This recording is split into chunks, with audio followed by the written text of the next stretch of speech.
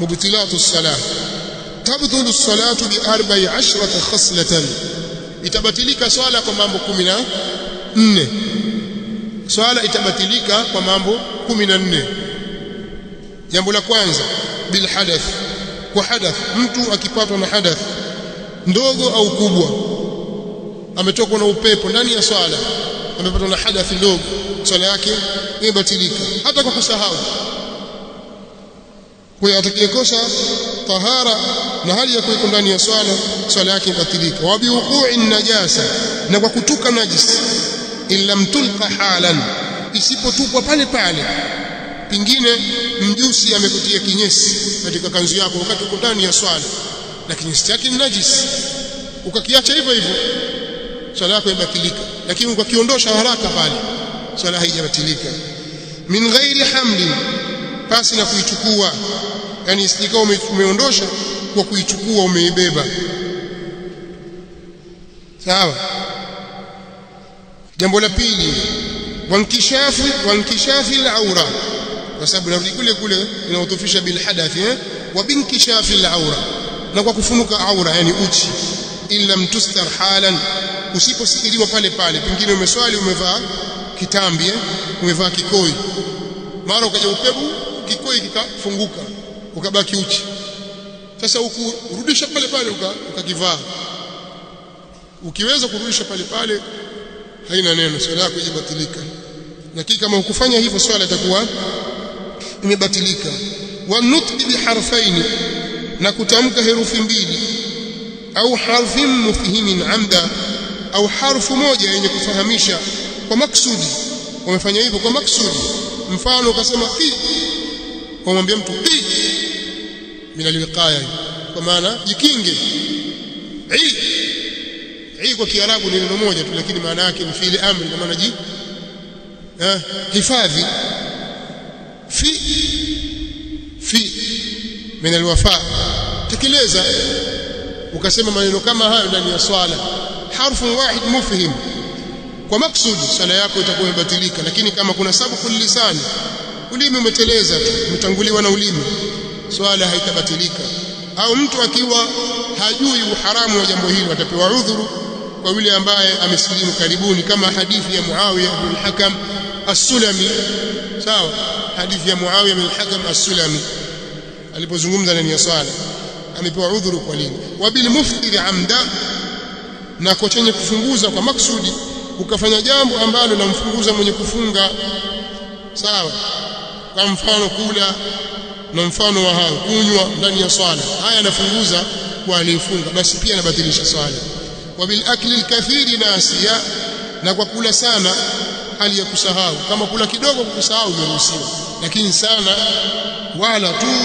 na uko ndani ya swala ni nimesahau bwana sasa itakuwa swala vipi wala tu nafu umesahau wa thalathi harakatin mutawaliyatin na harakati tatu zenye kufuatana wala usahwa japokuwa kwa kusahau sawa mtu akatembea hatua tatu mfululizo au 4 5 pa twenda wapi anasogea huko kidogo haitafaa lakini kama kwa maslaha ya swala baadhi ya wanachuoni wanaona kwamba jambo hilo si katika ile kutufunguza yenye kubatilisha swala kama ni kwa maslaha ya swala miongoni mwa maslaha ya swala ni kufuata uwazi ulio katika safu ya mbele mathalan wewe kwa safu ya nyuma safu ya mbele kuna uwazi ukataka kuunga kwenye safu hii ni maslaha ya swala au kufuata sutra pia ni maslaha ya swala hapana vibaya Shafiia wao wamezungumza kwa itlaq tu mtu akatembea ndani ya swala mara yuko tumeona kafunga swala mara kashafika kule kutoka hapa kwenda huku kwenda kule wanasema harakati kama hizi zinabatilisha swala ikiwa ni mara tatu mfululizo walwathbati alfahisha na kuruka kuliko kuwa kuovu yani ukaruka sana juu karuka kama vile unavyoruka kwa masai juu kabisa uko ndani ya swala haifai tabatilisha wadharbatu almufrid na pigo lilipotoka mpaka umepiga labda ni mbu au kitu gani kwa nguvu kabisa lakini ni kipigo kilichovuka mpaka umepiga mkono au teke mathalan itakuwa umebatilisha swala yako. Wa ziyadati ruknin fi'liyin amda, na kuzidisha nguzo ya kitendo kwa maksudi. Nguzo ya kitendo umezidisha maksudi, umezidisha rukuu, umezidisha sujud, badala ya kusujudi mara 2 kwa sujudi mara 3, badala ya rakaa 3 au 4 ukaswali rakaa 5, au badala ya rakaa 3 ukaswali 4, au badala ya rakaa 2 ukaswali 3. Wataqaddumi ala imamihi biruknayn fi'liyayn, na kumtangulia imamu wake kwa nguzo 2 za vitendo. Wewe uko mbele, imamu yuko nyuma, kwenye ushafika kwenye sujudi, imamu bado yuko kwenye sura al-Fatiha. Unaelewa? Imamu asoma Fatiha, Allah sami Allah, lakini maamuma sala yako imebatilika. Watakhallufu bihima, na kukaa nyuma kwa hizo nguzo 2 bighairi udhrin, pasi na udhuru wowote, kwa sababu utakuwa umfuati imamu wewe. Wa niyati qat'i as-salah, na nia kuikata swala, ukatia nia kabisa kwamba mimi nakata swala yangu sasa hivi, au baada ya rakaa moja kisha swali nitakata swala. Sawa? Kwa sababu ile jazmu ya nia na muwadha na ile istishabu ya nia haiko. Ushakata nia wewe kwamba mimi sitaendelea na swala hii, mimi swala yangu ikifika rakaa ya 2 imamu akiendelea mimi nitakata swala. Kwa hiyo nia ya kukata swala, imamu kama atavuka aya hii, kuna aya akizivuka hapa kama bado yaendelea, nitakata swala, itakuwa swala yako imeshabatilika kwa sababu una nia ya kukata swala. Wa ta'liqu qat'iha bi shay'in, na kuitundika kuikata kwake hiyo swala kwa kitu, kwamba basi likija mimi nakata swala. Sawa? Wenzangu wakishafika hapa nitaacha kuswali, nitaenda kuswali mbele, naanza kabisa kuswali. Lakini kama jamaa wakifika hapa mimi naacha kuswali, swala yako ishabatilika. Acha kuswali sababu swala yako ishabatilika. Sawa? Wewe kapanda ile gari uende zako. Wataraddud fi qat'iha, na kuzingazinga, yani kutatizika katika kukata kwake, nikate swala au niendelee, niache au niendelee. Hivyo hivyo ukiwa na sura kama hii, swala yako itabatilika inda Shafi'iyya, sema swala yako imebatilika. Fasl alladhi yalzamu fihi niyyatu al-imama 4, lile ambalo hulazimu ndani yake nia ya uimamu, kwamba yule anayeswalisha sasa awe na nia ya uimamu, ni mambo 4: aljum'a, swala aljum'a, walmuada, na swala yenye kurejewa. Kama swala inahitaji kurejewa, basi awe na nia hiyo ya imama. Walmandhuratu jama'atan, na swala yenye kuwekewa nadhiri hali ya kuwa ni kwa jamaa. Walmutaqaddimatu fil matar, na swala yenye kutangulia kwa sababu ya mvua.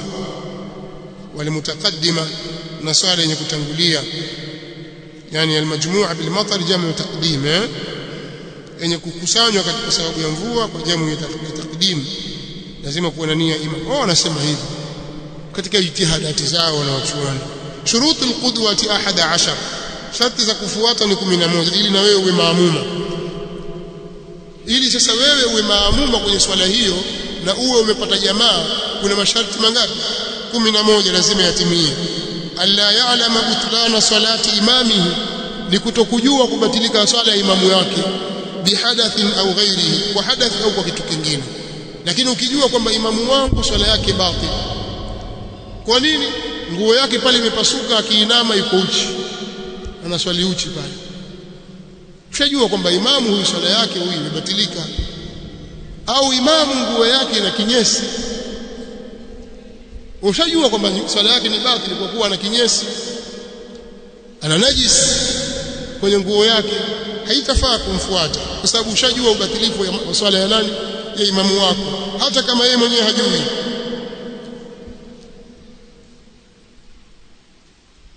Katika vitu ambavyo vimeafikiana wanawachuoni juu ya ubatili wake, kama vile hadath na kufuru. Unajua imamu kakufuru. Au pia kuitakidi, kwa mfano watu wawili wanaotatizika katika kibla, wewe unayakini kwamba kibla ni huku kaskazini, huyu imamu mimi mko labda maporini, mko jangwani, mko mahali ambapo kibla kiko wapi, mkatatizana. Wewe unayakini kwamba kibla ni upande huu, yeye akwambia kibla ni huku. sawa, akaelekea upande ambao unajua kwamba huku sio kibla, haifai kumfuata. Sawa, sio kwamba basi wewe mimi nakufuata lakini wewe elekea huku mimi naelekea huku, ikawa kila mmoja elekea kwako. Wewe ushajua ubatili wa swala ya imamu wako, kwa hiyo haitafaa kumfuata hata kwa ijtihadi ikiwa liko hilo. Au hata kwa maji ya aina mbili, mathalan kuna maji hapa yamenajisika haya na haya yako tahara, ukamwambia maji najisi, bwana sio haya ni haya, mkaanza kubishana, yeye akatawadhia ile ile najisi, asema haifai kumfuata. Au katika nguo mbili zilizonajisika, wewe wajua ni hii ndio inajisika, akamwambia hapana ni ile, akaivaa ile ambayo wewe waona una yakini kwamba hii ndio inajisika, haitafaa kumfuata. Sawa. Wala ya'taqida wujuba qada'iha alayhi, na kutokuitakidi uwajibu wa kuilipa kwake juu yake. Kama vile wewe wajua kwamba imamu huyu ana wajibu wa kuilipa hii swala, kuwa yeye ni mwenye muhdith, ana tahara, sawa, kwa hatafaa kumfuata. Wa alla yakuna ma'muman, na kutokuwa yeye ni maamuma, kwa maana huyu imamu unayemfuata, sawa, na yeye ni maamuma wa imamu yuko mbele yake, haitafaa.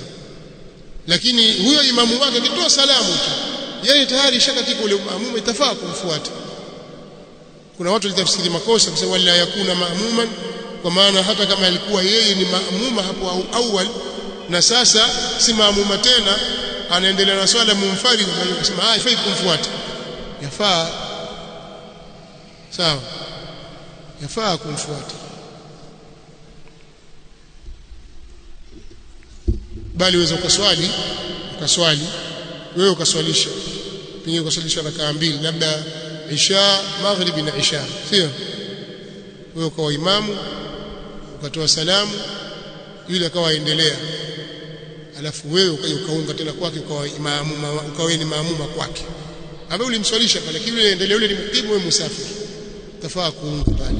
Yule akawa ambaye ulimswalisha kuwa wewe ni imamu, yeye kama maamuma, lakini yeye endelea, wewe ushatoa salamu, tafaa kuunga kwake, kwa sababu ule uimamu na umaamuma ulikatika ulipotoa salamu. Kama mjaelewa mtoke kuuliwa huko mbele siku nyingine. Wala ummiyan, wala asiwe imamu ni ummi, kwa maana mtu asiyejua kusoma, man la yaqra wala yaktub, hajui Fatiha. Vitabu vya fiqh ikisema ummiyan, mtu mjinga, wanamkusudia asiyejua kusoma Fatiha, ambaye hawezi kuisoma vizuri Fatiha. Mtu yoyote ukimsikia hajui kusoma vizuri Fatiha, basi ujue ni ummiyun, ni mtu mjinga. La yuhsinu harfan min al-Fatiha, kuna herufi katika Fatiha hawezi kusoma vizuri. Wala dhalin, ummiyun, ghairi al-maghzubi, ummiyun.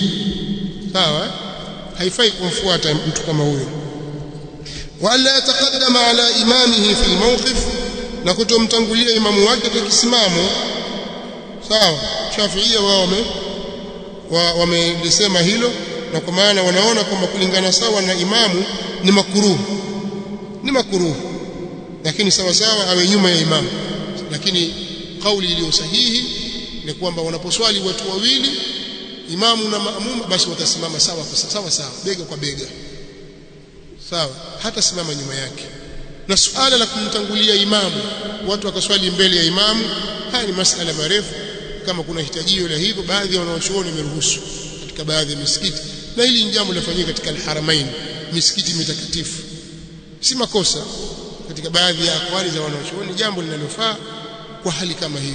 Msikiti umejaa, barabara zote huko zimejaa, lakini mbele kuna nafasi, pangeni safu mbele, sawa, bado mmemtangulia imamu, swala hamna. Madhhabi ya Shafi'i wanasema hakuna swala, sawa, msubiri mswali jamaa nyingine. Madhhabi wengine wanasema hapana, inawezekana hilo, na ni jambo lenye kujuzu, wala basi, kwa sababu hakuna makatazo kwanza juu ya hilo. Wa yajtami'a fi masjidin, na kukusanyika katika msikiti mmoja.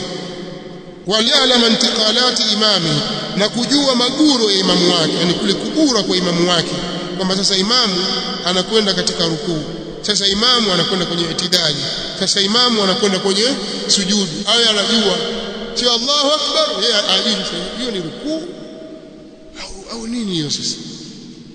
Ngoja nirukuu tu, Allahu akbar, kwa dhana tu haitafaa, akisia tu.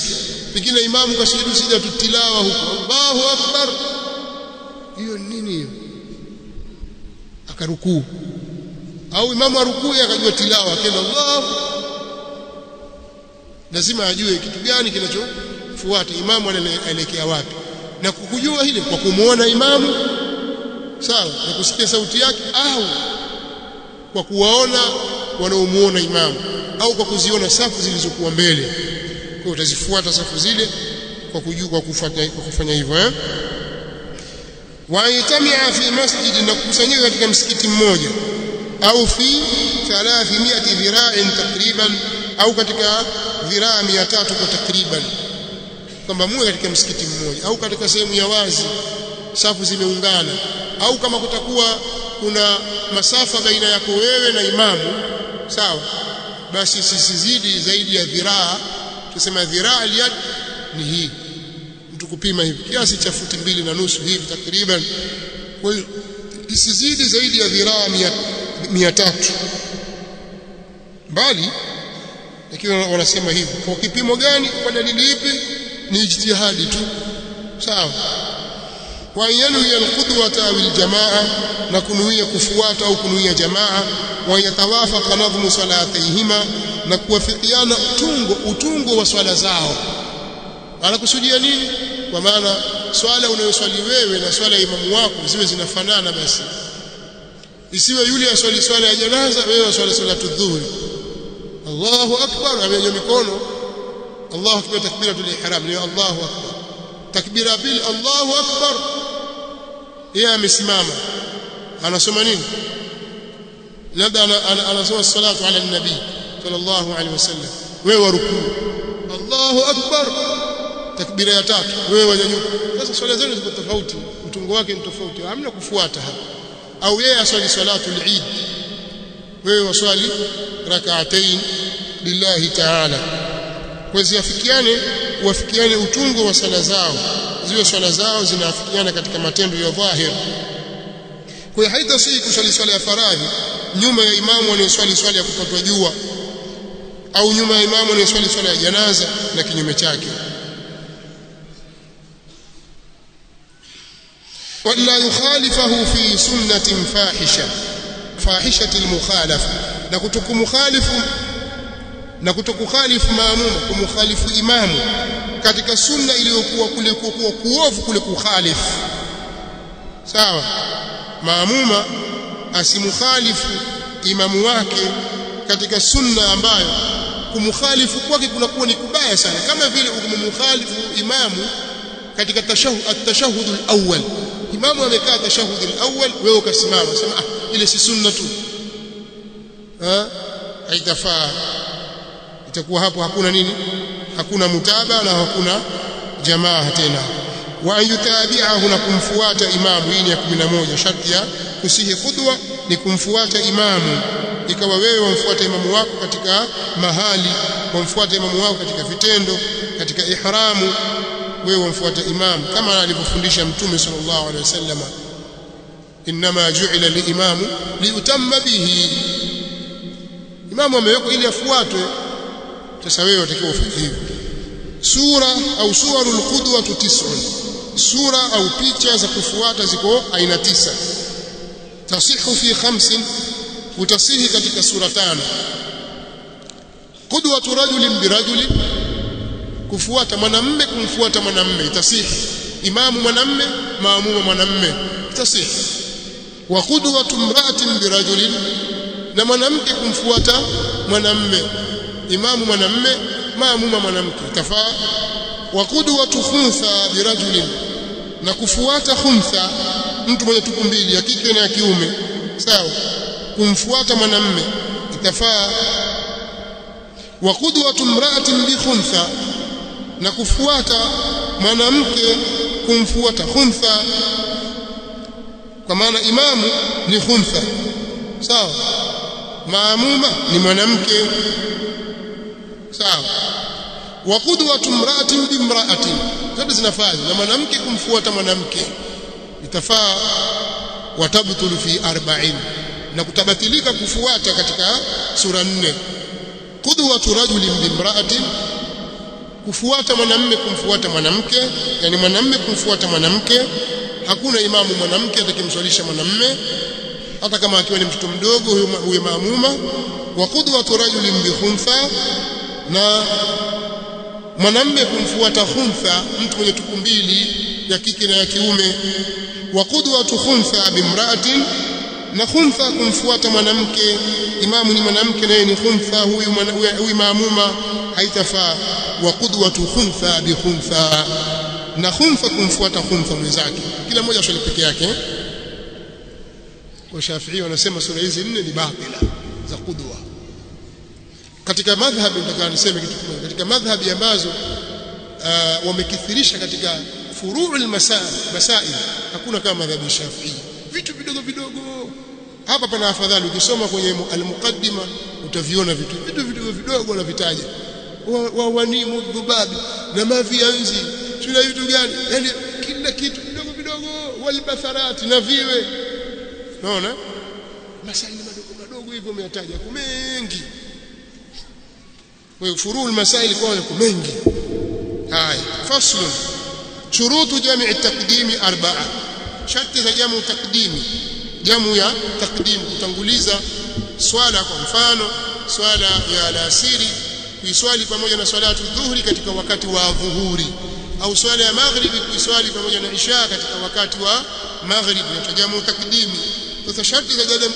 za jamu taqdimi ni 4 albada'atu bil ula kuanza na ile swala ya kwanza kama ni ya dhuhuri na alasiri katika wakati wa dhuhuri iswaliwa dhuhuri kwanza usianze asri wa niyatul jam'i fiha na nia ya kukusanya katika hiyo swala ya kwanza ile nia ya kukusanya iwepo tangu swala ya kwanza walmuwalatu bainahuma na kufululiza baina yao pasiingie kukatika ikawa watu shakwenda zao majumbani jamani njooni tuswali swala nyingine watu washaondoka zao na kila kitu kimeisha haitafaa wanasema wadawamu udhuri na kudumu udhuru ni kama vile safari udhuru ni kama vile mvua السفر في حق المسافر سفاري kwa haki ya musafir na matar fi haqi madha fi haqi almuqim kwa haki ya muqim kama kutakuwa na mvua basi mvua iwe yaendelea mpaka swala ya pili isiwe ilikatika tangu jana au tumeswali swala ya kwanza mvua ishakatika udhuru umeondoka bado tuswali jamu ya takdimi hapana Shafi'ia wao alafu katika masala ya jamu kwa ajili ya mvua wanawachuoni wote wamekataa jamu ya dhuhuri na alasiri kwa ajili ya mvua Hanafia hawakubali Malikia hawakubali Hanabila hawakubali Shafi'ia ndio wanaokubali ndio madhhab maamul wale mashafi wenyewe hawafanyi na wale ambao hawaupendi ushafi pengine au wanaopiga vita wanaokhurafi ndio wanaofanya lakini kwa masharti wanayotaka wao mnifahamu Shafi'ia wenyewe hawafanyi hata mvua yenyewe hata mvua ya mawe na radi juu hawafanyi jambo na wao ndio walikuta Imam Shafi na watu wake ndio wanasema jamu baina dhuhuri wal asr kwa ajili ya matar iko lakini kwa masharti haya ambayo wameyataja sawa nitakuja kutoa maelezo mara nyingine kwa sababu pia kuna talbisati zinazofanyika na pia kuna uzembe unaofanyika watu wanatasahali katika jambo hili kidogo tu jamu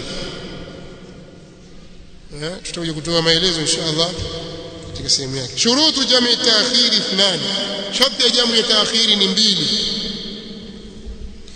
niyatu ta'khiri ni nia ya kuchelewesha wakati bakia min wakati al-ula ma yasauha na hali ya kuwa kumebakia katika wakati wa ile swala ya kwanza kiasi ambacho kinaikunjukia ile swala ya pili au ile swala ile ya kwanza niyatu ta'khiri ni nia ya kuchelewesha wakati bakia na hali ya kuwa kumebakia min wakati al-ula katika wakati ile wa swala ya kwanza ma kiasi ambacho yasauha inaitosheleza inaikunjukia hiyo swala kwa maana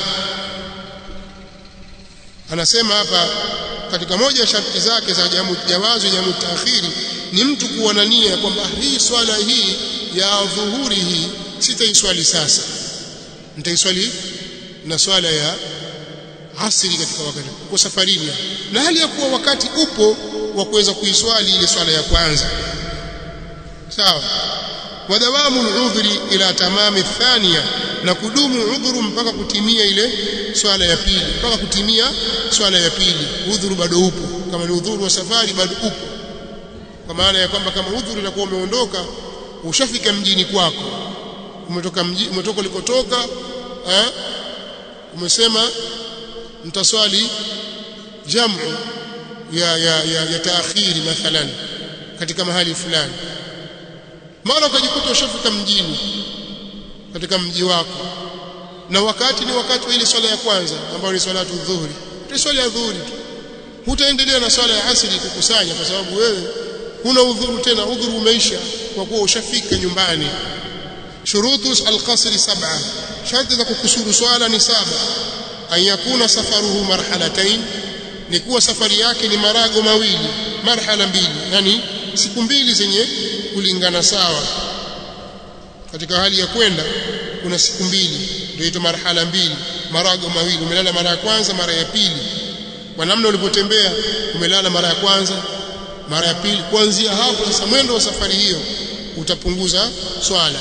Masala ya jamu na taksir, taksiru as-salah au qasru as-salah na tahdidu al-masafa, hili linatajwa na wanawachuoni wote katika vitabu vya fiqh, lakini wengi katika wanawachuoni muhaqqiqin wanaona kwamba hakuna tahdidu al-masafa, na miongoni mwa waliosimamia hilo ni Sheikhul Islam Ibn Taymiyyah rahimahullahu ta'ala, sema hakuna tahdidi ya masafa kwa kilomita fulani, bali kila itakachoitwa safari itakuwa hiyo inasilihi ndani yake udhur wa safari, urfan, kwa ahda, kwa urfu.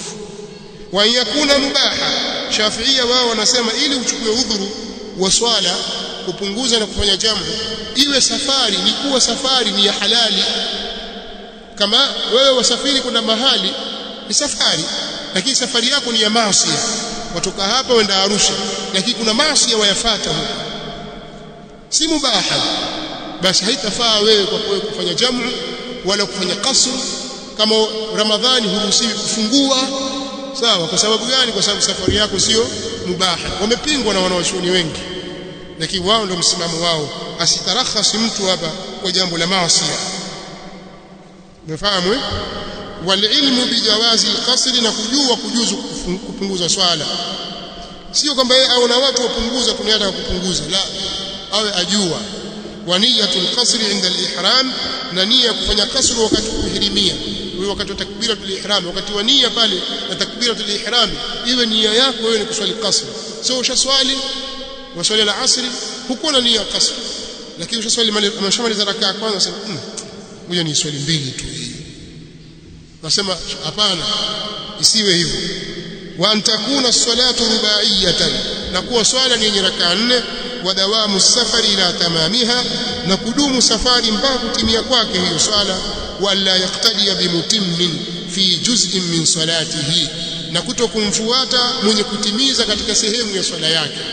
Jambo hili pia ndani yake kuna kauli tofauti kidogo, kwa maana kwamba wewe ukija msikitini ukiwakuta watu wanaswali salatu al-asri na wewe ni musafiri, maadamu wale wanatimiza, ukiunga kwao utatimiza, utaswali, utafanya qasr. Haya ndio madhhabi ya Shafi'ia. Hiko kauli ya kuonyesha kwamba utapunguza hivyo hivyo iko. Wala yaktadi bimutimmi. Shurutu aljum'ati 6 fi juz'in min salati, katika sehemu katika swala yake, maadamu hajatoa salamu ukamuunga wewe pale yule mutimmi, sawa, basi wewe utatimiza swala yako na utafanya qasr. Nende baki sehemu kubwa bado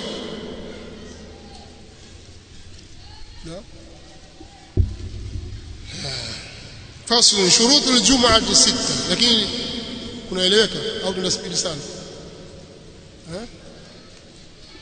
Naelewa. Shurutu aljum'a 6, sharti za swala aljum'a ni 6. An takuna kulluha fi waqti adh-dhuhri, ni kuwa yote hiyo katika wakati wa dhuhuri. Na hapa pana khilafu. Hanabila wao wanaona kwamba yafaa kuswaliwa aljum'a kuanzia wakati wa dhuha, wakati wa dhuha mpaka wakati wa dhuhuri wote ni wakati wa nini? Ni wakati wa kuswaliwa Ijumaa. Kwa maana kwa mujibu wa madhhabu ya Hanbali unaweza ukaswali Ijumaa saa 4 asubuhi. Sasa la ujinga huo, ni ujinga kwamba wewe hujui. Lakini ndio madhhabu ya Hanabila, wao wasema hivyo, naona dalili zao katika hili, na ndio maana wanasema haifai kufanya jamu baina ya Ijumaa na al-asr. Kwa nini? Kwa sababu ya ihtimali na uwezekano wa kuswaliwa Ijumaa katika wakati wa dhuha kabla zawal. Na ndio maana Sheikh Abdullah al-Mutlaq na wengineo na Sheikh Jibril na wengineo wanasema maadamu Hanabila wameiacha fiqh hii ya kuswali Ijumaa wakati wa dhuha, basi ule udhuru wa kukataa kufanya jamu baina ya Ijumaa na al-asr haupo tena. Sawa? Kwa hiyo wao wanaona kwamba Ijumaa inaweza kuswaliwa wakati wa dhuha. Shafi'i wanasema hapana, ni lazima iingie wakati wa dhuhuri ndio Ijumaa iswaliwe. Tena iswaliwe ndani wakati wa dhuhuri Ijumaa yote, isiwe rakaa moja imeingia kwenye al-asr. Pengine khatibu kahutubu masaa 2 siku hiyo, akasirika kweli kweli, akaenda mpaka saa 9 kasoro. Sasa twaswali sisi rakaa ya kwanza tumeswali ndani ya wakati wa dhuhuri, rakaa ya pili imeswaliwa katika wakati wa al-asr. Swala ile Ijumaa haipo, swalini ya dhuhuri kwa sababu haikuswaliwa ndani ya wakati. Wa antukama fi khitati albalad, na kuswaliwa ndani ya mipaka ya mji, isiswaliwe huko maporini, iwe ndani ya mipaka ya mji, isiswaliwe jangwani, yani katika majumba, katika khitat abniyati awtani limujammi'in. Hata kama nyumba zao ni za mbao, nyumba zao ni za miti au za udongo au za makuti, lakini mahali ambapo watu wanaishi. Wa an tusalla jama'atan, na kuswaliwa kwa jamaa, isiwe watu waswali peke yake, kila mmoja peke yake. Wa yakunu 40 ahrara, na kuwa ni waungwana watu 40, wanaume 40 waungwana. Wa an yakunu, na kuwa hao wenye kuswali 40 ahrara ni waungwana 40. Idadi wanataja, wengine wasema 12, wengine hapana, lakini zote hizo ni jitihadati na hazina dalili juu yake, hazina dalili juu yake. Dhukuran, wawe wanaume, balighina, waliobaligh, mustawtinin, wenyeji. Mustawtinin, watu wa mji wale wenyeji wenyewe wakazi. Hao 40 wawe ni mustawtinin, wasio musafirun. Wao katika iqama wamekuja kwa biashara tu, kesho kuto wanaondoka, wasiwe hao, wawe ni mustawtinun. Sawa? Kwa hiyo wengine wakaona sasa kama tujatimia 40 basi itabidi tuswali Ijumaa alafu adhuhuri. Haya mambo yalikuwa yakifanyika katika miji, baadhi ya mashaikh wakayapiga vita yakaondoka. Kama muona hamfai kuswali Ijumaa, swalini dhuhuri. Lakini ni hasara kiasi gani kwa kuswali Ijumaa kwa sababu hamjafika watu 40, mko 39 na watoto 10 20, bado mwasema. Alafu hujaona katika misikiti wakifika wakaanza kuhesabu, kwa ngapi leo? 1 2 3 4 5 40 tayari. Tusubiri wenyewe wasema ushaona tushatimia hapa, lakini kwa kukisia tu. Wala tasriqaha, na wala isitangulie Ijumaa hiyo. Wala tukharinaha, wala isiambatane na Ijumaa hiyo, isikutane Ijumaa hiyo Jumatun na Ijumaa nyingine fi dhalika albaladi, katika mji huo. Ikawa katika mji mmoja kwa swali Ijumaa 2, alafu moja imetangulia, itakayotangulia tasiri ndio kwa nyuma itakuwa ijasi, kwa maelezo haya. Lakini hii ni kauli katika madhhabi. Zipo akwali nyingine kwamba ikiwa kuna maslaha ya kuswali zaidi ya Ijumaa moja itafaa, kama mwenye hashia ya Al-Bajuri juu ya Aghaya ameeleza, na wengineo katika wanachuoni wameeleza hayo, kama maslaha hayo itafaa. Wa yataqaddamaha khutbatan, na kutanguliwa na hiyo Ijumaa na khutba 2, lazima kuwepo na khutba. Wa arkanul khutbatayn 5, na nguzo za khutba 2 ni 5. Hamdulillah fihima, kumhimidi Allah katika khutba zote 2, uanze na alhamdulillah au innal hamdalillah, wassalatu ala nabii sallallahu alaihi wasallam fihima, na kumswalia mtume sallallahu alaihi wasallam katika hizo khutba 2. Shafi'i wao wanasema lazima khutba iwe hivyo. Walwasiyatu bittaqwa fihima, na kuwahusia watu kumcha Allah katika khutba hizo 2. Usikum bittaqwallahi azza wa jalla, hivi. wa qira'atu ayatin min alquran fi ihdahuma na kusoma aya katika Qur'ani katika khutba moja yao wa du'a lilmu'minina walmu'minati fi alakhirah na kuwaombea dua waumini na wanaume na waumini wanawake katika ile khutba ya mwisho. Na khutba, lengo la khutba ni nini? Je, khutba ni kitu kimekuja kwa maana ni tawqifi, inatakiwa iwe kwa lafzi maalum, au khutba malengo yake ni wa'dh? Wale wanasema ni tawqifi wanasema haitasihi ila kwa Kiarabu, na wale wanaona kwamba malengo ya khutba ni wa'dh wanasema kwa lugha yoyote. Na haya ameyataja al-Imam an-Nawawi katika sharh al-Muhadhab al-Majmu' sharh al-Muhadhab, ameeleza jambo hili. Lakini jambo la ajabu, kuna mashaikhi wakubwa wa kisufi ambao waambiwa wengine wanaligeuza wenyewe wakati wa kuoshwa, wakati wa kuzikwa waingia kwenye makaburi wenyewe. Nasema sasa hivi imekuwa kuna mambo ya Ukristo, khutba tulio Kiswahili. Nasema ni mambo ya Kikristo kuiga manasara. Al-Majmu' yaeleza na jambo lipo, na wengine wakawa kwa sababu ya ufahamu wao mdogo waiga tu khutba tulio Kiswahili, khutba tulio Kiswahili. Viki ya Shafi hawaijui wao, maneno ya juu juu tu ya ku Allahu almusta'an. Shurutu alkhutbatayn 10, sharti khutba mbili ni 10. At-taharatu anil hadathain al-asghar wal-akbar, ni kujitaharisha na hadathi mbili, kubwa na ndogo. Kwa khatibu anapokuja mimbar asiwe na janaba, wala asiwe amekosa wudhu, awe na tahara yake. والطهارة عن النجاسة في الثوب والبدن والمكان, na kutaharika na najisi katika nguo na mwili na mahali aliposimama kwa kutahara, nguo yake kusafi tahara, kadhalika mwili wake. Wasatru al-awra, na kustiri aura, asihutubu akiwa yuko uchi. Walqiyamu ala al-qadir, na kusimama kwa mwenye kuweza, asihutubu hali ya kuwa amekaa.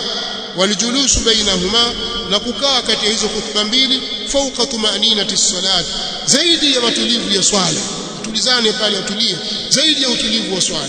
Walmuwalatu bainahuma, na kufuruliza baina hizo khutba mbili, sio ana utubu khutba ya kwanza alafu atoka mda nyumbani mara moja mtarudi, au ndio azungumza huko alafu arudi tena atakale. La, pawe na muwalatu. Walmuwalatu bainahuma wa baina as-salah, na kufuruliza baina hizo khutba mbili na baina ya swala, baada ya khutba swala. Wa antakuna bil arabiyya, na kuwa hizo khutba mbili ni kwa lugha ya Kiarabu. Sharti ya 8 hii. Anasema katika baadhi ya wanachuoni, kaunu arkanihima bil lughati al arabiyya, ni kuwa zile nguzo zao ziletwe kwa lugha ya Kiarabu, yani aya ziletwe kwa lugha ya Kiarabu. As-salatu ala an-nabi sallallahu alayhi wasallam iletwe kwa lugha ya Kiarabu. Alhamdu wath-thana iletwe kwa lugha ya Kiarabu. Al-wasiyatu bit-taqwa iletwe kwa lugha ya Kiarabu. Ad-du'a lilmu'minina walmu'minati iwe kwa lugha ya Kiarabu. Mingine yote sawa, iwe kwa lugha ambayo utakuwa unaiweza.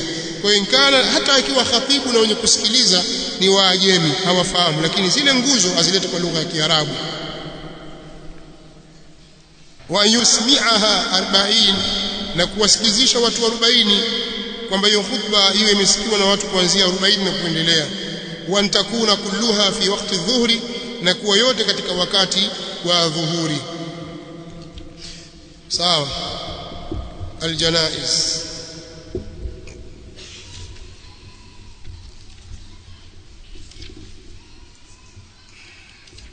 wa an yusmi'aha 40, na kuisikizisha hiyo khutba kwa watu 40. Isma'u al-khatib arkanaha 40 nafara, khatibu kuwasikilizisha wale wasikilizaji nguzo zake wale watu 40 ambao tanaakhidu bihim al-jum'a. Lakini kama mfano akisikia watu 39, basi khutba haijasihi. Naam, an yusmi'aha 40.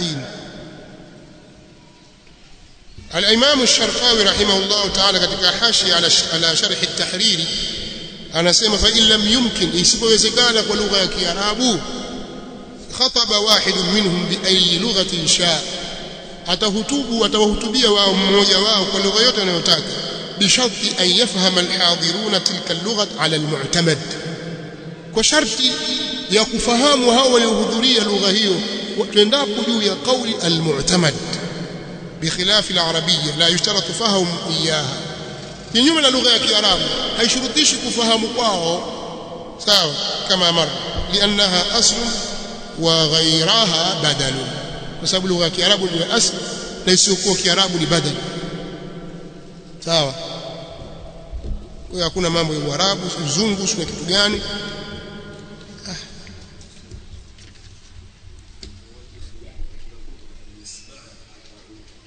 sawa yasmaa 40 yani sawa na kuisikia hiyo watu 40 hiyo khutba lakini sisi tunamzungumzia khatibu an yusmi'aha na kuisikizisha hiyo khutba 40 watu 40 alladhi yalzamu lilmayit 4 khisal ambayo yanamlazimu mayiti ni mambo manne ghusluhu kuoshwa kwake wa takfinuhu na kumkafini yani kumtia katika sanda wassalatu alayhi na kumswalia wa dafnuhu na kumzika aqallu alghusli uchache wa josho na kumosha mayiti taamimu badanihi bilma'i ni kukieneza kiwiliwili chake kwa maji mwili wote uenezwe maji ndio uchache wake wa akmaluhu na ukamilifu wake sasa kitaka kuleta ukamilifu ayaghsila sawataihi ni kuziosha tupu zake mbili wa yuzila alqadhara min anfihi na kumuondoshia uchafu katika pua yake amsafishe kwenye pua wa yuwadhiahu na kumtawadhisha kama vile mtu anapotawadha kwa ajili ya swala atamtawadhisha wa yadluka badanahu bisidri na kuusugua mwili wake kwa majani ya mkunazi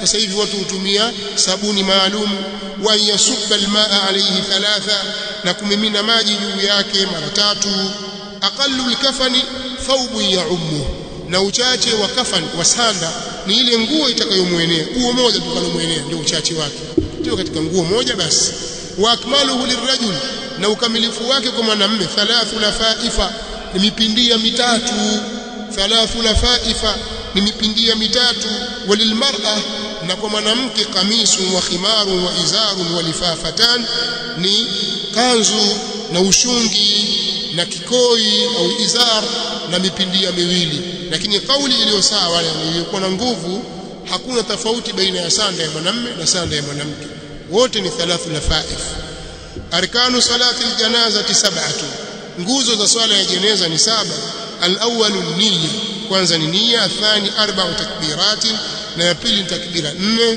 athalith alqiyam ala alqadir ya tatu ni kisimamo kwa mwenye kuweza kama hataweza kusimama utakaa arabi wa qira'atu al-fatiha nguzo ya 4 ni kusoma fatiha al-khamis as-salatu ala an-nabi sallallahu alayhi wasallam ba'da athaniya ni kumswalia mtume sallallahu alayhi wasallam baada ya takbira ya pili Allahu akbar takbira baada ya takbira ya pili kumswalia mtume sallallahu alayhi wasallam as-sadis ad-du'a lil-mayyit ba'da ath-thalitha na ya 6 ni kumuombea dua mayit baada ya takbira ya 3 maimamu wengi wanafanya haraka sana hapa ndio mahali muhimu kabisa kwenye roho ya swala ya janaza kwa sababu tunatakiwa muombe mayit sasa mwingine haraka kishamaliza Allahu akbar wengine wanashindwa kumuombea ipasavyo mayit tayib wa asadiru salam ya 7 ni salam tatoa salam aqallu alqabri na uchache wa kaburi hufra ni shimo tulilosimbwa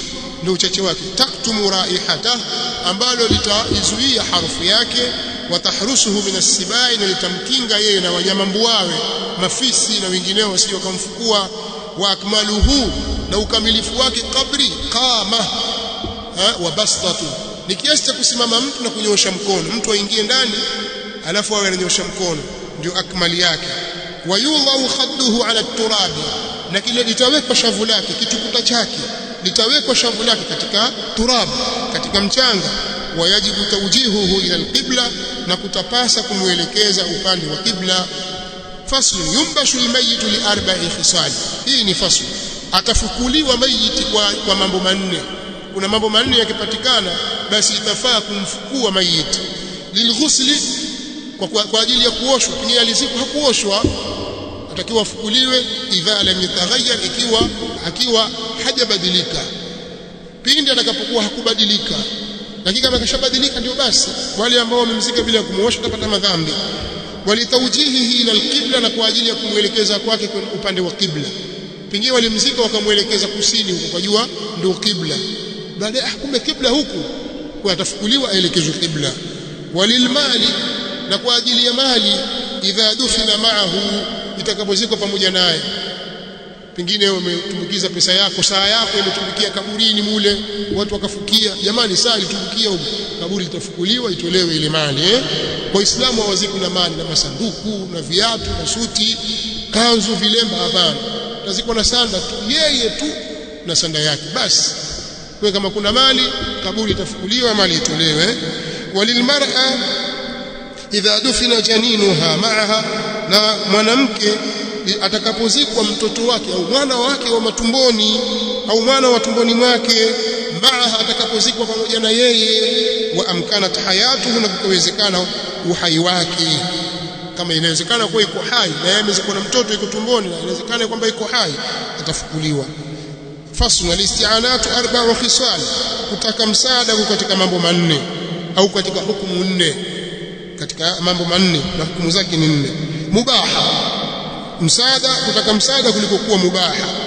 Wa khilafu al-aula, na kuliko kuwa ni kinyume na ubora. Wa makruha, na kutaka msaada kuliko kuwa makruh. Wa wajiba, na kuliko kuwa ni wajib. Falmubaha, isti'ana ambayo ni mubaha, hiya takribu al-ma'i, likuyakurubisha maji. Ukamwambia kama niletee maji kutawadhia hapa, nisogezee hayo maji, ni jambo mubaha. Wa khilafu al-aula, na kinyume na ubora, hiya sabu al-ma'i, ni kumimina maji ala nahwi al-mutawaddi, hiyo upande mwenye kutawadha. Bwana nimiminie maji nitawadha, ni kinyume na ubora, utakiwa ufanye vile wewe mwenyewe.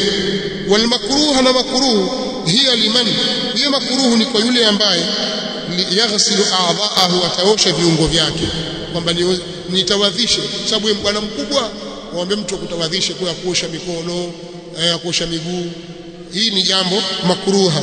Walwajiba, na wajiba, hiya lilmaridhi, hiyo ni kwa mgonjwa, inda al-ajiz, wakati wa kushindwa, hawezi kutawadha mpaka atawadhishwe, basi hilo ni jambo lililokuwa wajibu kwa yule aliyekuwa jirani yake kumtawadhisha. Kwa yule aliyekuwa anaweza kufanya hivyo, kumtawadhisha, amtawadhishe. Wallahu ta'ala a'lam. Tumejaribu kwenda mbio ili tukikamilisha kitabu, lakini kuna mlango az-zaka si mrefu na mlango wa as-sawm, na kuna mlango wa haji tumesema umeongezwa na nani, mlango wa haji umeongezwa na mmoja katika muallifin mwenye Kashifatu Saja, ndio aliongeza mlango wa haji, lakini mwenyewe hakuweka mlango wa haji, yeye ameishia mlango wa as-sawm. Itazaka kidogo na sawm. Sasa mkisema tumalize sasa hivi mpaka tufike magharibi, sawa. Tukisema tusimame tujimalizie baada ya maghrib, na hatamaliza maswali si kwa vidole. Naam, maswali yatakuwa yaandikwe, asubiri kidogo basi, nitakupa sasa. Kwa jaribio hili tulilofanya na ukisoma kitabu hiki ambacho kina mambo ya tahara, ni arkanu, mambo ya imani na Islam, kisha tahara, kisha sala, kisha az-zaka na as-sawm, tumejaribu kwenda nacho kwa siku ya leo ili tukimalize katika majalisi 3, imeshindikana. Na kitabu hiki kina masaili mengi ukilinganisha na al-muqaddimah al-hadramiyya ambayo tumewekea majalisi 5. Majalisi zake, masaili yake ni mengi sana. Sasa ili tuende vizuri, tusikwame, inshallah tukimaliza leo hii baada ya magharibi matnu ya Safinatu an-Najah, itabidi tushike matnu al-Ghaya, pamoja na kwamba itakiwa itangulizwe al-muqaddimah al-hadramiyya, lakini itabidi tusome matnu al-Ghaya wa taqrib. Sawa, tuangalie itatosha katika majalisi 5. Tulipangia kule majalisi kama 6 katika ratiba hii. Abu Anas hajaweka ratiba, nilimwambia sitapishe atundike ratiba hapa, hajaweka tangu jana. Kwa hiyo tumezipanga zile majalis, lakini kutokana na ukubwa wa kitabu al-muqaddimah al-hadramiyya na furuu zake zilizopo, majalis 6 hazitoshi, 5 hazitoshi, tumeka majalis 5. Na kwenye Ghaya tumeka majalis kama 6 hivi, na kwenye Umda tumeweka majalis 11, hazitatosha. Sasa sisi tuende katika Ghaya. Kwa tukirudi tukitoka hapa tukija maghrib, tutakuja malizia Safinatul Najah, alafu moja kwa moja tutaingia katika ghaya. Kwa mje na ghaya tutakribu. Sawa? Wallahu ta'ala a'la wa a'lam. Swali utauliza baada ya maghrib inshallah. Subhanakallah wa bihamdik, ashhadu an la ilaha illa anta astaghfiruka